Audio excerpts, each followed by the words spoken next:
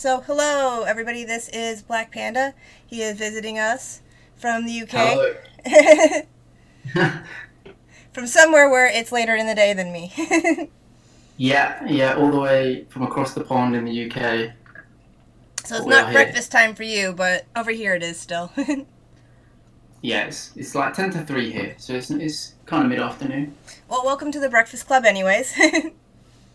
Yeah, very late breakfast for me, but I'm happy to be here. And so, I invited you to come and talk about something that you are passionate about, or something that you like, or just something fun to talk about. So, what do Yeah. you want to talk about today? So I had like a kind of couple of things in mind. So I don't know if I can sort of be a bit sly and pick maybe a couple of different topics. But one of Totally. the things I wanted to talk about was sport because that's pretty much been my whole life. Um, and another thing that I wanted to talk about because I'm kind of really big on this, kind of in the discords as well, is I wanted to talk about mental health as well a little bit, and not necessarily give advice, but perhaps just kind of give people what I like to call a panda pep talk, and kind of help people out, kind of maybe see if I can brighten up somebody's day, help them through a tough time, because I know just how difficult struggling with mental health can be. Oh, definitely. Although I know it's a little bit of it can sometimes be seen as like a little bit taboo or a bit of a like downer topic, but I think it's something that we should all get way more comfortable talking about. Um, and I actually think you can have a lot of fun with it, and you can really like dive deep into your own mind and kind of ask yourself questions, and then you come out of it a far better person. So I think it's really useful to talk about. Oh, hey, Midge. Sorry, I just got the chat up. It took me a second to get that going, so we were fixing everything. No worries. um, so, do you think sports helps you with mental health too, by the way? Do you think the two of them are connected? Or Oh, are those just two absolutely. I different think topics that that you want to talk having about? Yeah, I think that having any form of like release is huge for if you're struggling like mentally, physically, emotionally, whatever it is. Having some kind of release is just massive. And I think that being able to do that through sport has been huge for me. Obviously, I understand that there are some people out there that probably don't like sport, or they're not really interested. Just I've grown up around sport my whole life. I've done Mm-hmm. it to a pretty high standard from like a really young age, and so I just find that it's something that no matter where I go in life, I keep coming back to it. I have periods where I feel a bit lazy, like everyone, but I always kind of get dragged back. And I'm like, right, I need to go and do something active and be sporty and kind of find something new to try out. What's your sport of choice? So my sport of choice at the moment is athletics, and more specifically, I'm a pole vaulter. So Huh. easiest way to describe that for anyone that doesn't know is if you've ever seen someone running along with a huge stick and then they just jump over another stick that's super high in the air. That's pretty much what That's I what you do. do? Shit, you do the crazy one, man. Yeah, pretty That's much. I fun. do the crazy one. That looks like fun, though. Yeah, no, it's really good. It's one of those that like it's not one that many people over here in the UK get into, but it's super fun. And I mean, there's accidents. I've had a few poles snap on me and stuff, but Mm-hmm. it's all part of the game, and I enjoy it still. So it's great. You get to like fly through the air and stuff, so that's got to be Yeah, exactly. exhilarating and stuff. It's like the closest thing to flying for me, which is weird because I'm kind of scared of heights. Like I wouldn't want to just go up onto a cliff edge and like jump off into the sea. I'm way too scared of heights for that. But I'm cool with just flinging myself through the air on a fiberglass pole. So you know, But that's totally fine somehow. yeah, exactly. It's so strange. I'm sort of anywhere I'm near a tall building, I'm like absolutely no. But give me a massive pole, yeah, sure, let's go for it. Well, that's pretty cool. Yeah, I mean, it's something that like I said, I've always been around sport, like ever since I was a young kid, um, and I've competed to a pretty decent standard in sport, which I think has maybe helped me not necessarily like with my mental health, but I think that definitely helped me build a resilience Hmm. because in sport you're constantly like subjected to failure, if you like, and disappointment, because you don't win every time, you don't jump a new record every time. And specifically in pole vault, the way the competition works is you always end on a height that you didn't clear. You get 3 goes at each height, and if you fail all 3 goes and you knock the bar off, then you're out of the competition. So even if you win the competition, you still end on a failure. And that for me is, I know some people will go, well, that must be that must suck. But actually, it just builds that resilience in knowing that the only way to get better is to fail at something first. And kind of the way that I've seen it since then is, I saw a really cool acronym for fail, which was first attempt in learning. And I was like, that just fits perfectly. Because you might not get it on your first attempt. You might not pass that on your first attempt, but that's all it was. It was just your first go. And you can have as many goes as you like at something. And I think that's really helped me sort of be able to go through life with this like resilience of, doesn't matter where I am now, things will get better. That's a good way to look at things. I like that. Yeah. It's a good acronym. I'm going to have to remember that one.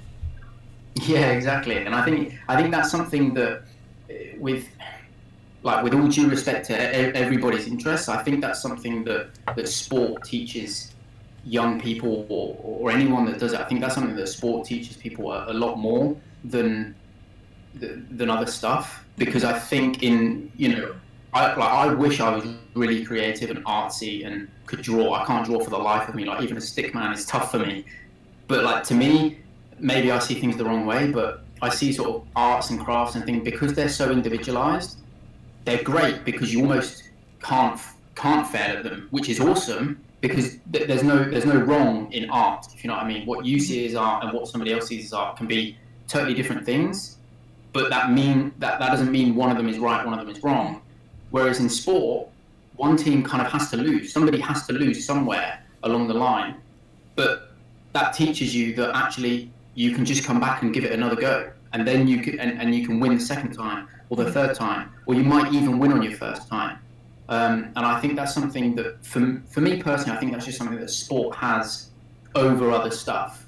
But again, that's not to say that arts and drama and all of these amazing things that people do aren't worth it. They're 100% worth it. That's just kind of my sort of view on sport and how it helps me and how I think it helps other people as well, or can help other people. And that's definitely something you can apply towards like other endeavors as well, like for example, like streaming and things like that too. You know, when we have those bad streams and stuff, it's just, you gotta go and give it another try the next day, you know. Yeah, exactly. There's always tomorrow. There's always another stream. There's always another jump, as I used to call it in pole vault. You've always got another jump, and I think it's something that, you know, when people, I know a few people, they get a little bit worried about perhaps if they're streaming a new game or they haven't streamed in a little while and they think that their next stream might flop or whatever. You know, there's always another stream after it. If you stream a new game and it doesn't go quite as you planned, what's to say that the second time you do it, you don't then absolutely blow up? Right. You know, there's always that chance that one random stream you could do, you could just blow up and go viral. Like, there's always that chance. That would be nice. Whereas if you're kind of, if you sort of succumb to your fear and your doubts, and then you go, all right, I won't stream today, that could have been the day that you blew up and you went viral, or that you streamed that game and everybody came in and was just super hyped in your chat and you had the best stream of your life. It doesn't have to be about viewers or hype trains or subs. It could just be about having a great time. If you don't give that thing, if you don't give it a go, then you never know what could have happened. So to me, it's all about just any opportunity you get is just throw yourself into it 100%. Yeah, it's excellent. That's a good thing for people to think about,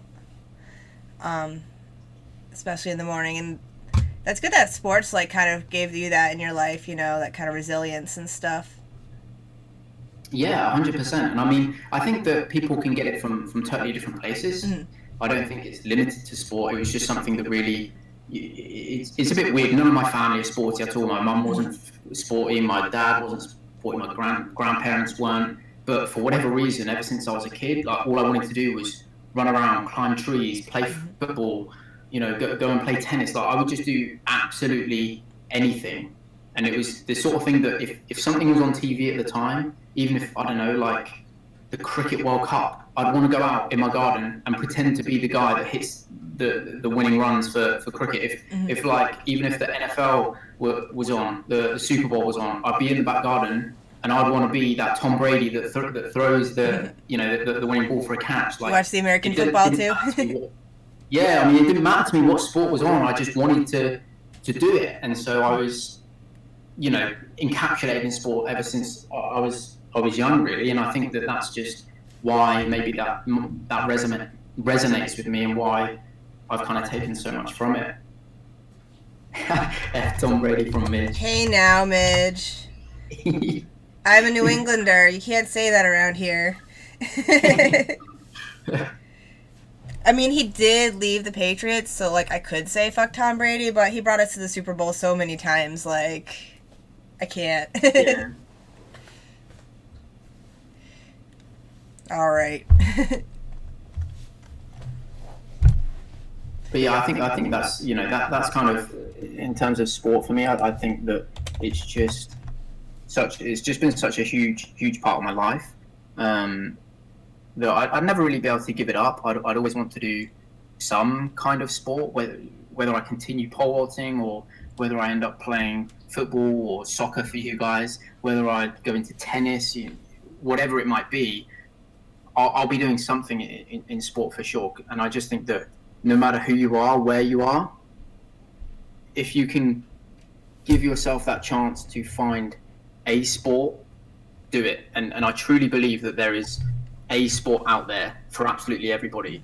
Even those people that think they despise exercise and they hate all of the generic sports, like there is something out there for everyone. And I just think that, especially where we are now with okay, I know that maybe in certain parts of the world you can't go out and necessarily do team sports or go to swimming pools and stuff because of the pandemic, but to me that's just thrown a huge warning sign in the works of, if you're not looking after your body and your health, you can be in a really bad place. And sport is great for that. And I know that there is a sport for absolutely everybody on this planet. And even if there isn't, then you could be the most creative person out there and create your own brand new sport. Like that to me is like my mindset of, if there's nothing that you can see for yourself, then create something for yourself. That's kind of how I like see things. But I was lucky enough to fall into a few sports that I loved, so I didn't have to be creative, because I'm absolutely terrible at anything creative. Yeah, I'm actually trying to get myself to do like running and stuff lately. I've been so kind of in the house so much because of the pandemic and because I'm in New England and it's like cold and snowy. So I've been using my Ring Fit, and once it gets warm enough, I plan on taking my shoes outside and try like running and just go running down the road, because that's like, you can't fail at that. That's easy. You just run 100%. Until you stop. Yeah, exactly, 100%. Like, I think whatever you do, if you do sport, running, cycling, swimming, anything that's individual, you can't fail it. You can't fail it, because all you do is you just compete against yourself and you just better yourself. It's not like you're competing against somebody else down the road that runs twice as far as you. It's just you on the road or the park or wherever it may be, and you're just going for a run. Mm-hmm. Mikey. It's a panda. Panda. Yeah. They were changing my name the other day, so I had panda all over the place. Nice. You need to get like some like panda animations or something for your stream. Yeah, 100%. I need to get some overlays done. I need to get some scenes done, and I need to get some cool sort of. Well, that all happens with time too. Yeah, exactly. I think that's like my next step. I think when I recently got a PC, so that's kind of helped with my streaming. So my next step is to kind of get all of the the overlays set up, all of the animations, all of that kind of stuff. Yeah, I was lucky enough that my boyfriend's a graphic designer, so he's been helping me with all the stuff that I don't already know how to do. But I did most of Oh this yeah, myself. yeah, So, perfect. That's great. A couple of my friends can do little bits and pieces, um, but it's a little bit more difficult because they live sort of the opposite end of the country to me, and so I can't just go there and visit them and stuff. So they can send me bits and pieces, but then I always feel a little bit awkward because I'm like, well, like I'm paying you for this. I feel like I should be because it's work that you've been doing. yeah. But it's one of those things. We'll get there. Send them a present. Yeah, exactly. Yeah, I'll send them a present, or I need to like drop into their stream, give them a sub, stuff like that. But no, it's cool. We'll get the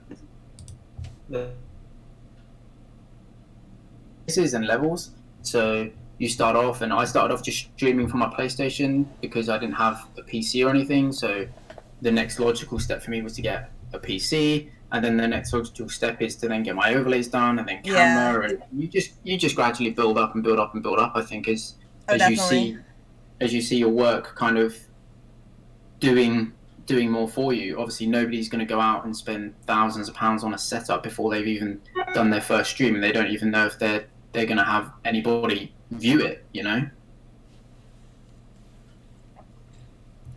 Sometimes you just have to go into it and not even like know if anybody's gonna view it, like I was watching this actually really great video by this fairly accomplished streamer who I'm going to be interviewing next week, and she was talking about how like go into your stream sometimes with a mindset of like maybe something that you want to be able to clip later or something like that. You have like an accomplishment of like I want to be able to get this and this and that like out of the stream to like use like on like Twitter or on TikTok or whatever, and stuff like that. And then even if nobody comes into your stream, you still feel accomplished because you still like accomplished that task in it. You know what I mean? And you still like did something. And if people do show up, then even better. Yeah, 100%. I mean, when I first decided to start Twitch, it was a case of I was playing games pretty much every day because I love them, and I was like, well, I could just stream this to my friends and they could watch me play, because sometimes I'd be playing games that they didn't have, and they were asking me what I thought of it, and I was like, well, you could just come and watch this. But I'm going to be playing them anyway, so if I stream or not, it doesn't really matter to me. And then it was a case of I was like, sweet, now all of these clips that I've got don't take up any space on my hard drive, so that's a bonus. Mm-hmm. And then from there things just grew and grew and grew, and I think you just got to remind yourself of where you came from and why you started the journey that you're on, and that's a really nice way to kind of keep yourself in check and just go, actually, all right, I may have had a dip below my average viewers, but a month ago I wasn't getting any viewers, or 2 months ago I wasn't even streaming. Like, Mm-hmm. just Yeah, true. reminding yourself of why you started this journey and constantly doing that is, to me, the most important thing. Um, I mean, I spoke to somebody on my stream a couple of days ago about this, and one of the things that I try and live by is don't compare yourself to where somebody else is today. Compare yourself to where you were yesterday. Mm-hmm. Because it doesn't matter what anyone else is doing. It doesn't matter that there's somebody else out there who is getting 20,000 people watching their stream and they're making hundreds of thousands of dollars off this, because you're not there yet. All you can do is you can compare yourself to where you were this time yesterday. And are you doing better now than you were yesterday? If you are, great. And if you're not, then you can have a look at what you could be doing, and it's just about that self-improvement. Even if it's 1%, you don't have to go out and double your output. It's just a case of, you can be 1% better today than you were yesterday. You do that every day of the year. By the end of the year, you are so far ahead of anyone else that is sat there going, but look at Crowder, he's getting loads of views. Look at Ninja, he gets tons of money off Twitch, and I'm sat here on 3 viewers. Okay, where were you yesterday? Where were you the day before that? Mm-hmm. And if you compare Exactly. Yeah. yourself to who you were before, then you can't lose, and all you can do is you can just make sure that you're growing and you're improving. And I think one of the things that I've always tried to do is, before I go to bed, you want to write down three things that you accomplished in that day. And they can be the simplest of things. It can be something like, I made my bed this morning, or I brushed my teeth today, or I did my hair today, I ate breakfast, whatever it might be. And then when you go to bed, you've written those three things down, and you can write three things down that you want to do tomorrow. So the thing tomorrow might be, I want to try out a new game on stream, or I want to go for a run. I want to, like, I don't know, do the dishes, for example. And as soon as you do that, you've now kind of not giving yourself an excuse. When we just say, oh yeah, I think I'll do this tomorrow, nobody writes it down. They just think about it, they forget it, and they go, oh well, I'll do it another day. Whereas if you write it down, you suddenly now hold yourself accountable for that. Mm-hmm. You've got pen to paper, and you can look at that and go, damn, I didn't actually manage to get that done. And it reminds you of really simple things that you can do, simple goals. But if you do complete them, you're like, bang, tick that off, bang, tick that off. Yes, I've done all three things. It always feels good when you check something off too, or cross it out, yeah, you know? It feels amazing to just tick off something on a list, and you're like, wow, I've accomplished this. And it can be the smallest of things, but like I said, as long as you're making those tiny, tiny improvements over a year, a week, a month, a year, 10 years, they make such massive, massive gains. It's all about just having tiny little things, and you just open them up, because you just keep making these small little improvements. And that's one of my biggest things is never worry about where anyone else is apart from yourself. And you just, like I said, that little motto of compare yourself to who you were yesterday, not to who somebody else is today. Definitely, yeah. I always try to look and be like, okay, are my numbers enough to at least be like qualified for affiliate? Okay, so like I hit that tier and I'm staying on it. Okay, good, you know. So now I got to work on like the next step. So long as I know that I'm like staying within that, I feel okay, you know. Like even if I'm not doing like, you know, 70 people in my room, like some people like I know I've seen, you know, like I know that at least I still qualify for affiliate. I still have a couple people coming to say hi, and it's still more than I had like a month ago or whatever, you know, like you're saying. Yeah, exactly. It's about trying to make those really small. It's trying to make a big jump into lots of small steps, because then you make that huge jump, you make it manageable. Mm-hmm. Because you look at the streaming thing, for example, to get to affiliate, you need an average of 3 views, and you're like, okay, cool, I've hit that. And then it's like partner, you need an average of 75 views.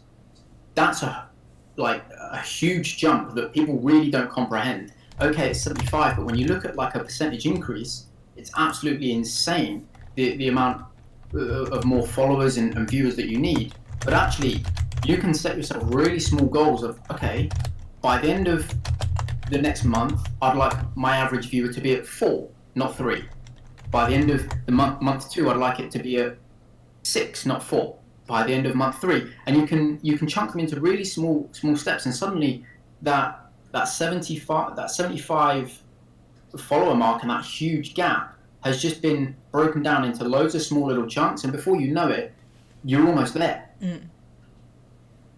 And I think that's something that a lot of people, not just in streaming, but in life in general, really struggle with, is they maybe see a problem, they maybe see they maybe see like an issue, or they've got something going on in their life, a bit of trouble, and it's this massive, overwhelming cloud of like doom. Whereas actually, you can just break that down into so many different things, and you can go, you know what? All right, I've got this going on, and this going on. Today, I'm just going to tackle this. And suddenly you shave off a bit of the cloud, and the cloud gets smaller. And then the next day you think, all right, I don't know if I can shave any of this off today. I'm just going to have to deal with it. And you get through the day, boom, you've got through it. You've had a rest. The day after, you can shave off another bit of the cloud. And before you know it, that cloud has gone from being a huge thing that has taken over your life to just a tiny little ball of stuff that you can almost just grab and scrunch up in your hand. And I think that's something that's huge, not just in streaming, not just in goal setting, but also when you're trying to deal with things in life, is to just break things down into really small, manageable chunks. And the sort of accumulation of all of those build up to this massive thing.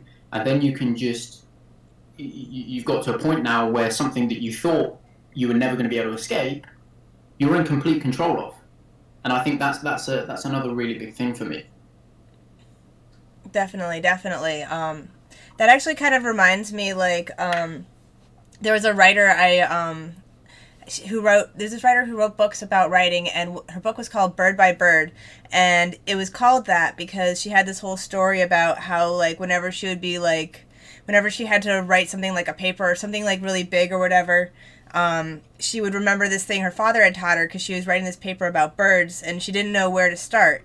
And he was like, take it bird by bird. Start with one bird and just, research that one bird and write about that bird. Don't just tackle like the concept of birds in general because that's such like a big, vast thing, And so it's very, very kind of like similar to what you're saying, If you break something down to its like base components and just do like a little at a time, it's way less daunting and scary. Yeah, exactly, 100%. And it's maybe a little bit about kind of prioritizing. You can't put the roof on a house first. Oh, you definitely. need to start with the foundation. But I think it's about kind of having your priorities, but making everything as manageable as possible. And everyone has different kind of capabilities and different limits. And that's where it always comes back to this thing of compare yourself to who you were before. There's no point me saying, well, I've got these 3 issues. I'm just going to deal with these 2 today. Somebody else might not even be able to deal with one. They might have to break that one issue down into 3 smaller parts still.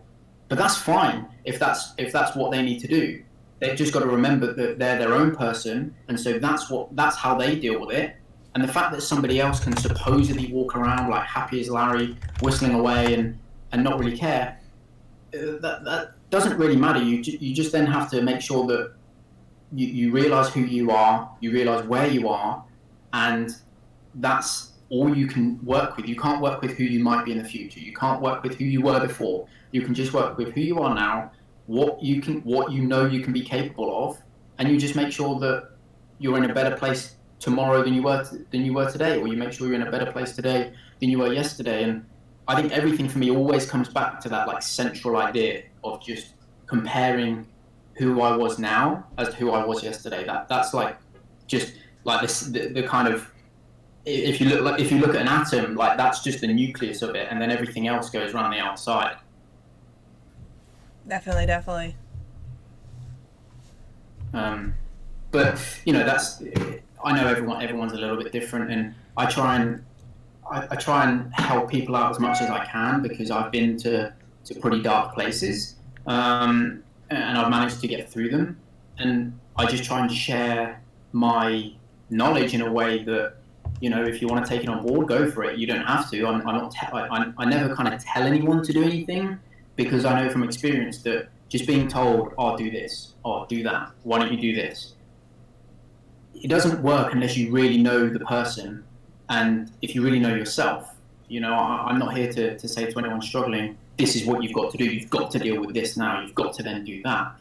It's a case of, actually, these are the sorts of things you can consider doing, but really it's up to you to work out how you're best to get through these issues, or how you're best to set these new goals. Because everybody is so vastly different in this world that it's not a case of one size fits all. It's not a case of what worked for me will work for you. It might work, in which case, fantastic, but it might not, and it might mean that whoever needs that kind of support just needs perhaps to go away, have a little think, have a deep look inside, and figure out what they're capable of, and to be honest with yourself, because I know there's one thing that we all kind of don't like doing, which is sort of admitting that maybe we're not as great as we think we are, or we like other people to think we are. But being able to in private kind of really like knuckle down on yourself and go, you know what, this is a bit too much for me, I can't do this. That's something that in a way can be really empowering, because what you've done is you've just taken the pressure off yourself. You're now like, okay, I don't have to hold up this bravado of this person that can deal with 101 different things at once and still just be absolutely amazing at life. No, I can accept that actually I've got to break things down. I can only deal with these two things today. But being able to kind of do that in private, I think is really important. You don't have to go out and tell everyone and go, hey guys, by the way, I can't deal with everything that's going on. Not everybody needs to know your life, and it's up to you how much you want to share. But I think it's important that in private you reflect on yourself and you ask yourself questions, and you actually allow yourself to give yourself the answer, because it's something that I've practiced for a while, which is, if you're ever struggling and you want to know something, or you want to know perhaps why something's going on in your head or whatever, just go sit in a calm room. It can be light, dark, whatever. Close your eyes, and you speak to yourself as if you're somebody else. So you just speak to yourself and go, why am I scared of this? Or why do I not want to do this?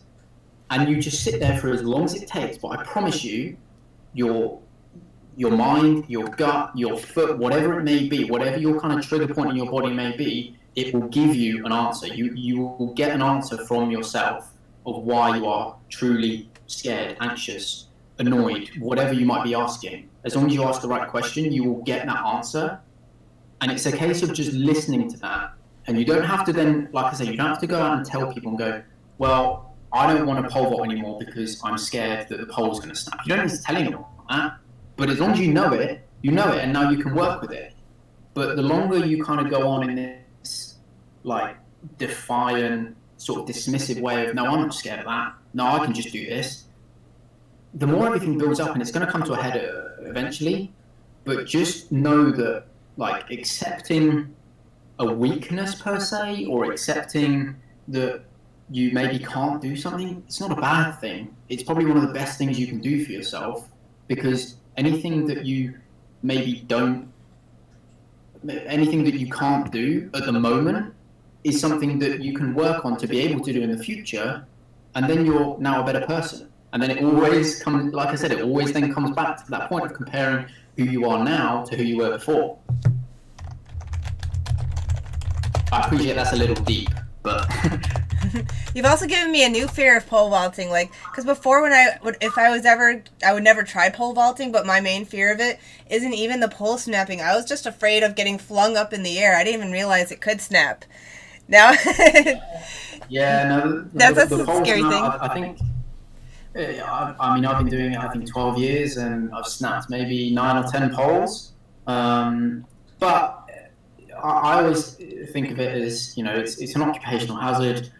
And to me, as long as I do everything right, when the poles snap, I land safely anyway. Kind of like That's the process important versus part. outcome argument. As long as you do everything in the right way, if the pole snaps, you'll probably be all right. But if you're trying to cheat the event, or you're not really jumping with the right technique, etc., if the pole snaps, then that's when you can be in trouble. So it's about just being really aware of that process. Yeah. And then the outcome sort of just takes care of itself, really.